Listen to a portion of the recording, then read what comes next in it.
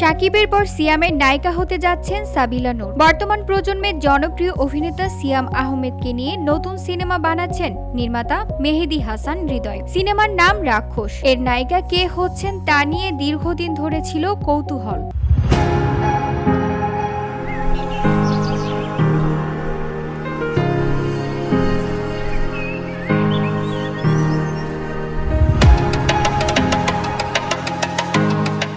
সিয়ামের বিপরীতে প্রথমে বেশ কয়েকজন নায়িকার নাম শোনা গিয়েছিল, তবে তাদের কাউকে চূড়ান্ত করা হয়নি। এবার মিলল নতুন খবর, রাক্ষস সিনেমায় সিয়ামের সঙ্গে রোমান্স চরিত্রে অভিনয় করবেন সাবিলা নূর।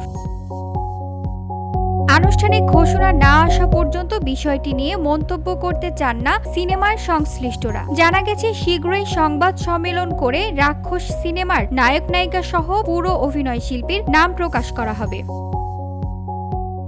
এর আগে রায়হান রাফির পরিচালনায় শাকিব খানের বিপরীতে তাণ্ডব সিনেমার মাধ্যমে বড় পর্দায় অভিষেক হয়েছিল সাবিলার। শাকিবের পর এবার সিয়ামের সঙ্গে জুটি বাঁধতে যাচ্ছেন তিনি। শোনা যাচ্ছে সাবিলা নূর ইতিমধ্যেই রাক্ষসের জন্য চুক্তিবদ্ধ হয়েছেন। শীঘ্রই এই বিষয়ে আনুষ্ঠানিক ঘোষণা আসবে।